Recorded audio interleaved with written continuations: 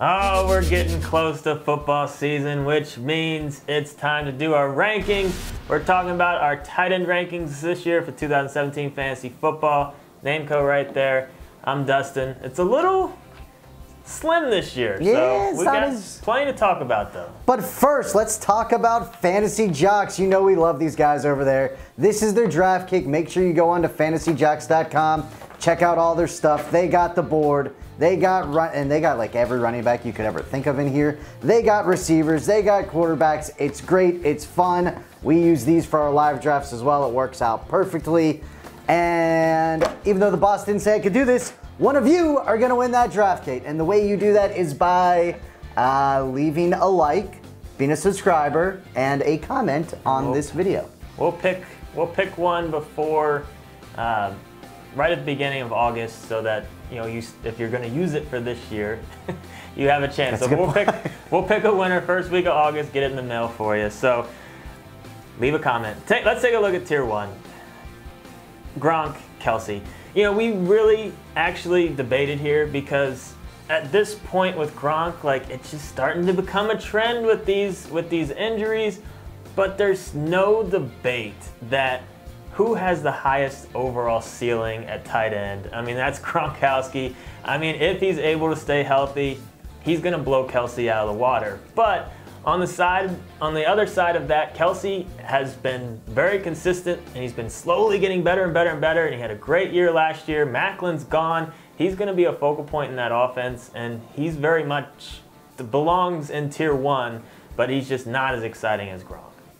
Now you move to tier 2 and you see that Jordan Reed is actually below Greg Olsen for us currently. And here's why. Greg Olsen last year, 80 catches, over 1,000 yards, only 3 touchdowns. So I'm hearing some hate with people being like, he's not a big touchdown guy. The years prior, he had 7 touchdowns, 6 touchdowns, 6 touchdowns. So he can find the end zone. I think 80 catches, 1,000 yards, 6 touchdowns, very realistic for Greg Olsen. And on the flip side of that, while we love Jordan Reed's talent and he think we could be a target monster, he's got to stay on the field. In his 4 years, he's only averaged 11.6 games a year. So he's always banged up. He has the concussions. He's like it's just very scary to own him because it doesn't look like you're going to get 16 games out of him. Where Olsen, on the flip side, we think you're going to get that. So that's why I ranked him as such, but still 3 and 4. As we shoot this video, though, Olsen's still kind of in some contract stuff. So just make sure that's all cleared up before it's you football. draft Olsen. It always gets cleared up. Normally. All right, tier 3. One of the things, I talk about this with Brent all the time. It's so funny to me when a guy gets hype, and then people forget about him, and then he finally has a great year, and then people rank him really low. Kyle Rudolph is a guy who had an amazing year last year compared to what he's done in the past, and we've seen him ranked outside the top 10 in some cases.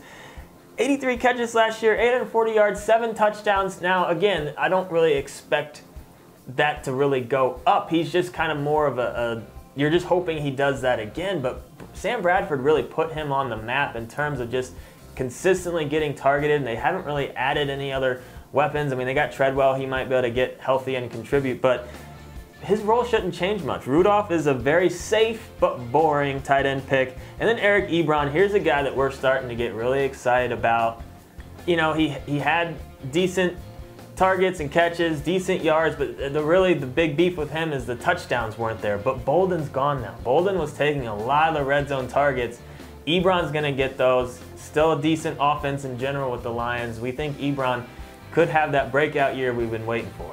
Absolutely. As we go into tier 4, I'm going to talk about a guy that I don't know why, I think I love him always though. That's Martellus Bennett. I always have a soft spot for him. He just has all the skills I think of making him a great tight end, but we can't rank him any higher than this. And I know he's on Green Bay now, and that's like, ooh, Aaron Rodgers, but when has a Green Bay tight end panned out in fantasy? I remember way back in the day, it's funny that it's back in the day now, but Jermichael Finley, he was the next big thing. He's going to be top 3, he's going to be great, and that didn't work out. Then Cook / Jared, that didn't really work out. So Bennett goes there. While he is exciting, the Green Bay offense has never really zoned in on the tight end a ton, and Bennett is a great pass blocker, so he will be in there for that as well.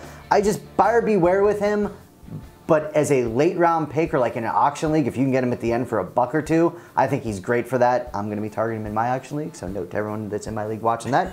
And then Hunter Henry is the other guy I want to talk about. If Gates just retire, and I love you, Gates, you're a Hall of Famer, you've helped many of my fantasy teams, but if you just get the hell out of Dodge, we're going to be fine, and Hunter Henry's going to be amazing. He had 36 catches last year, and 8 of those were touchdowns, but you can't rank him any higher because Gates is still there.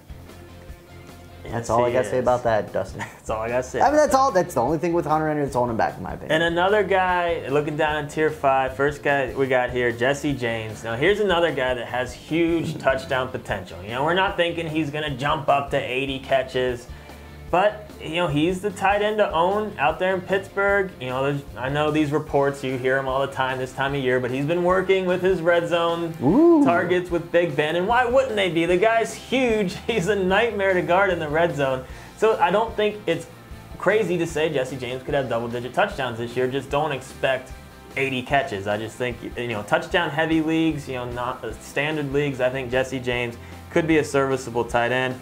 And then Julius Thomas, I mean, here's a guy, you know, going back into the day, again, looked like he was going to be the next big thing out there with Denver. I still say it's only because of Manning. We had a big argument about him, but continue. But then, you know, didn't have much success in Jacksonville, new home in Miami.